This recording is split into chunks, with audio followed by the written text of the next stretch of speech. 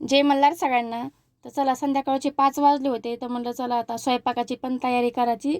आणि मग म्हणलं चला डोक्याचं केस विचारून घ्यावा आपले. तर इकडंच केस विचारून घेतले आणि वेणी घातली. पण श्राद्धाचं असं म्हणणं होतं की मी तुझं केस विचारणार होते, तर म्हणलं विचार.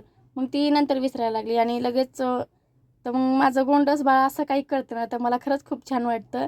आणि संध्याकाळच्या स्वयंपाकाची पण तयारी करायची होती. त्यासाठीच इकडे मी भाजी नेसत बसली होती.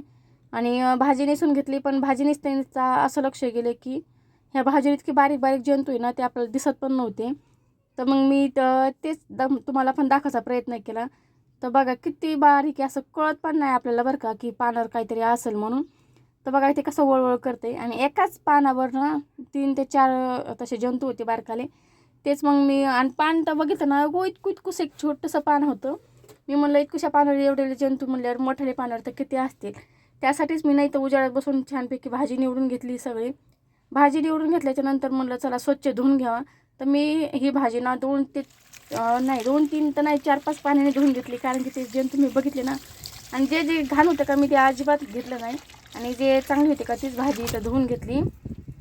भाजी धुवून घेतल्याच्यानंतर भाजी चिरून वगैरे लगेच मी ना शिजायला टाकली. पण माझं आणि कालचं बाजार पण आणलं होता, तो पण मी निवडला नव्हता. तर ते आता व्यवस्थित लावून घेतला. किराणा वगैरे तो पण आता व्यवस्थित लावणार आहे. त्यासाठीच बघा माझा इतका राहाडा पडला. आणि सिद्धी शाळेतनं आली तर तिला पण भूक लागली होती. मग म्हणलं तू जेवण कर, तोपर्यंत मी माझं उरकते. शेगडीवर मी भाजी टाकली होती शिजायला, तोपर्यंत इकडं सगळा पसारा पण आवरून घेतला भाजी शिजेपर्यंत. भाजी शिजून झाली आणि चहा ठेवला. त्यानंतर सगळं आवरून घेतल्याच्यानंतर चांगली फ्रेश झाली आणि चहा घेतला दोघांनी पण आम्ही. तर यांचं चाललं होतं वाद्यकाम, तर म्हणलं तुमचं चालू द्या. त्यानंतर मी पण चहा घेतला आणि लगेच देवपूजा करून घेतली. तर हा दिवा दिसतोय ना, तर ते गेले होते ना जाऊनबाईला, त्या टायमाला त्यांनी आणला होता.